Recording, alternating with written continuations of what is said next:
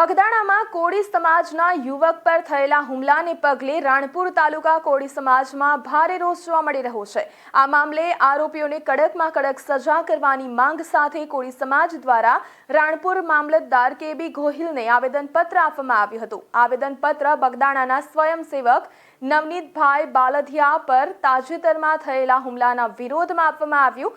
કોળી સમાજના આગેવાનોએ જણાવ્યું હતું કે આ હુમલો અત્યંત ગંભીર છે અને આવા કૃત્યોને કોઈ પણ ભોગે સહન કરવામાં નહીં આવે। રાણપુર તાલુકા કોળી સમાજે માંગ કરી છે કે આ સમગ્ર ઘટનાની તાત્કાલિક અને નિષ્પક્ષ તપાસ કરવામાં આવે। દોષિતોને કાયદા મુજબ કડકમાં કડક સજા ફટકારવામાં આવે જેથી ભવિષ્યમાં આવા બનાવોનું પુનરાવર્તન ન થાય। સાથે રાણપુર તાલુકા કોળી સમાજે ચીમકી ઉચ્ચારી છે કે જો નવનીતભાઈ બાલધિયાને યોગ્ય ન્યાય નહીં મળે તો આગામી દિવસોમાં ગાંધી ચિંધ્યા માર્ગે આંદોલન કરવાની ચીમકી ઉચ્ચારી છે। અમારા સમાજના આગેવાન શ્રી નવનીતભાઈ બાલધિયા એમની ઉપર જીવલેણ હુમલો કરવામાં આવ્યો અને આતંકવાદીને કોઈ ધર્મ કોઈ નાત હોતી નથી। એ અસામાજિક તત્વો દ્વારા જ્યારે એની પર જીવલેણ હુમલો થયો છે અને જ્યારે એ જીવન મરણ વચ્ચે ઝોલા ખાઈ રહ્યા છે ત્યારે એમના કહેવા મુજબ પોલીસ અને પ્રશાસન દ્વારા ક્યાંક ને ક્યાંક એમની ફરિયાદી લેવામાં આવી નથી। જે એમને કીધું એ મુજબની ફરિયાદી ઉધારી નથી અને આજની તારીખે એમની અપીલ છે કે સીસીટીવી ફૂટેજની અંદર જયરાજભાઈ પાછળના પડદેથી જે એમની ઉપર હુમલો કરવામાં આવ્યો છે, જયરાજભાઈએ હુમલો કરાવ્યો છે, ત્યારે આજની તારીખે એમને કોઈ સીસીટીવી કેમેરા પસંદ એને કોઈ સીસીટીવી કેમેરા ચેક કરાવ્યા નથી અને એને હજુ સુધી કોઈ ન્યાય આપવામાં આવ્યો નથી। એ કહેવા મુજબ એની ફરિયાદી લેવામાં નથી આવી। ત્યારે અમારે રાણપુર તાલુકા તમામ કોળી ઠાકોર સમાજ દ્વારા અમે એમની સાથે છીએ।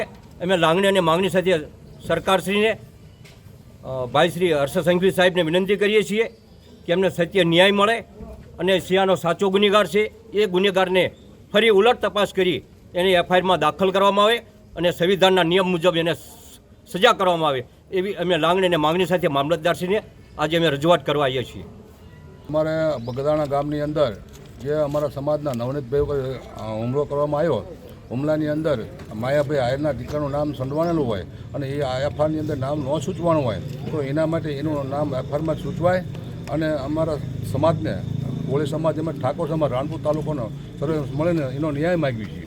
તો અમે એ માટે મામલતદાર સાહેબને આવેદનપત્ર આપ્યું છે અને સંઘવી સાહેબ તેમજ મુખ્યમંત્રીને અમારી એવી રજૂઆત છે કે નવનીતભાઈને ન્યાય મળે અને સાચા આરોપીઓને સજા મળે પછી માંગ છે અમારી।